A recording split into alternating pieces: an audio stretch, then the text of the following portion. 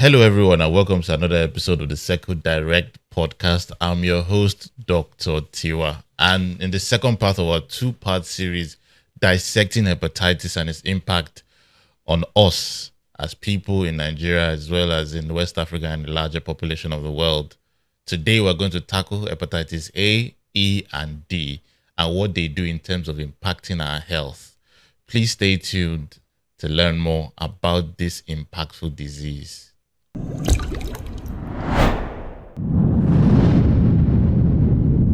So what is hepatitis? We've dissected this before about hepatitis being hepa and itis. Hepa means the liver, while itis means an inflammation. So it is basically the inflammation of your liver. And you know what your liver does to your body. The liver helps in detoxifying your blood, helps produce bile so that you can be able to digest anything that you eat, and other functions and vital functions like storing of your vitamins. It's an organ that helps with your glucose generation.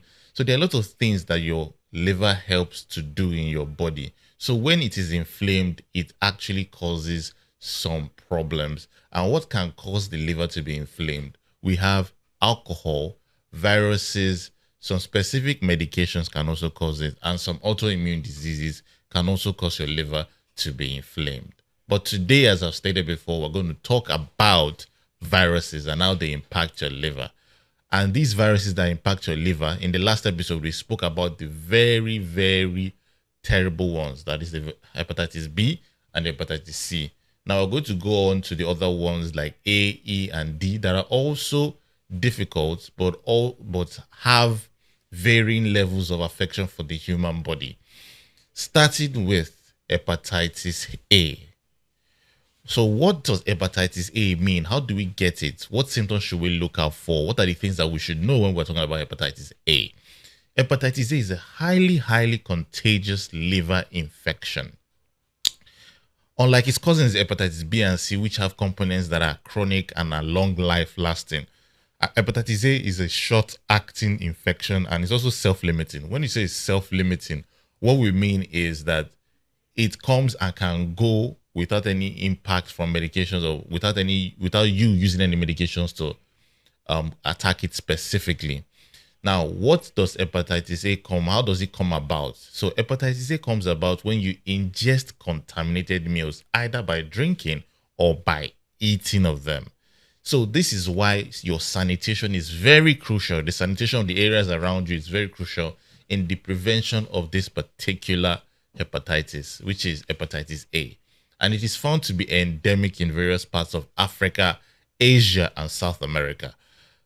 Children, for instance, also are able to contract the virus before the age of 10, often with no symptoms, because as is known for children, younger children, they usually grab on things, different things in the rooms or different things in the environment. So you have to be very vigilant to your children to make sure they don't take things and put in their mouth without your guidance or without your supervision.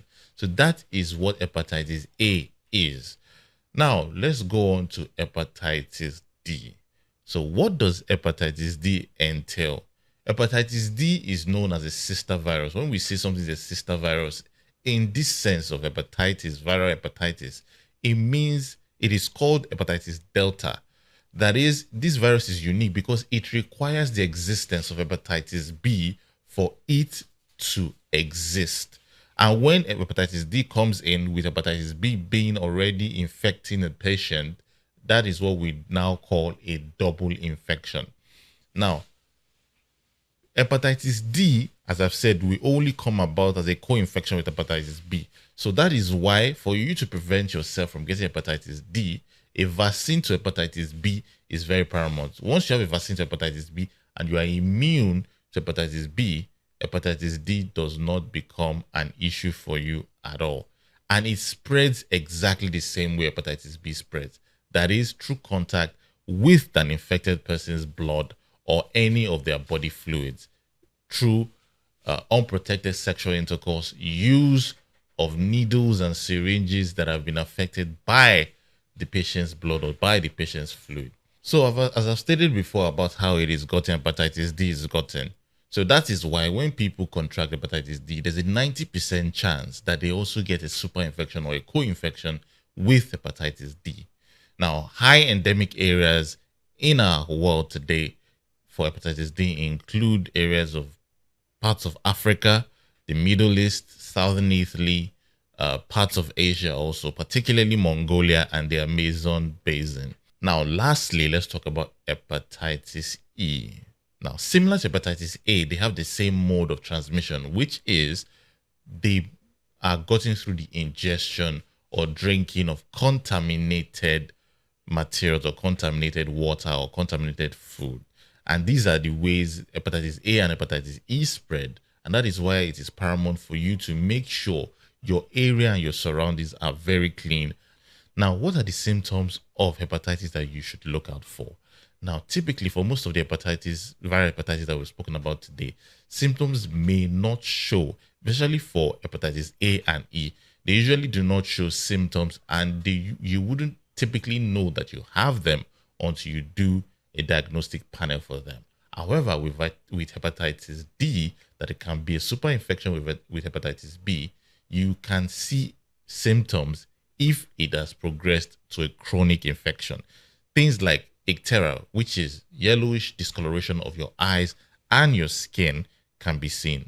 However, some people, especially with hepatitis B and C, they only show all these symptoms when there is liver damage. That is, liver damage has already occurred.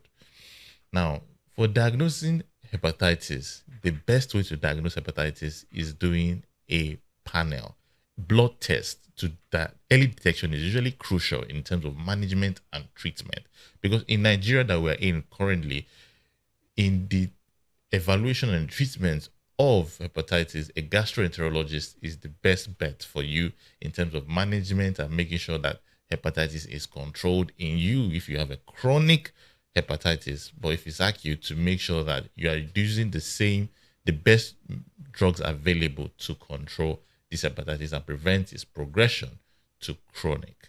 Now, what can we do to not even be able to battle with this hepatitis at all? First of all, vaccination. Now, we have hepatitis B vaccination, hepatitis A vaccination. These are safe and effective vaccinations that can even be gotten as a child or even gotten as an adolescent, or as you even grow older and you discover the need for these vaccines. So make sure that you are able to get these vaccines, especially if you're at higher risk or planning to travel to areas where these viruses are common. Secondly, good hygiene and safe practices. I already stated it before about protecting your children and making sure that your environment is clean. That is essential for hepatitis A and E. Now, safe practices in the sense of making sure that you have your own clippers, your own blades, your own needles are only self-used or limited to single use only, is what is best in making sure that you are protected adequately against this hepatitis.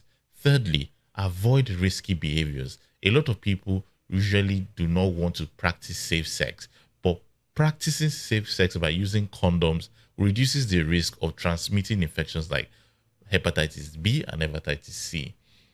And lastly, regular screening and medical care is very paramount for you, especially because early detection always helps in the treatment of this viral hepatitis. Medical treatment, especially if you're using it with a certified gastroenterology when you are diagnosed, can help in limiting the progression of this viral hepatitis to chronic, and also to help, if you are chronic, to help maintain your viral load so that you are not able to infect other people. In conclusion, we have to understand that hepatitis is a serious condition. Yes, it is, but it is largely preventable with knowledge and even manageable, especially if you have it and you feel like, oh, it is the end of the world. It is not. With proper knowledge and proper treatment and knowing the proper channels, you can be able to live with these infections for a long period of time. Make sure you get ahead of all these things and take proactive measures so that you are able to control your destiny regarding this infection. Making sure that you are vaccinated, you have safe practices, you practice safe sex, and you practice good hygiene. Thank you for coming to this episode of Seco Direct. I remain your host, Dr. Tiwa. And if you have any comments, please put them in the comments below. And if you have any questions that you want us to get to, please put them in the comments below. We'll be very glad to answer each and every one of them. Until next time, take care of your health and stay safe.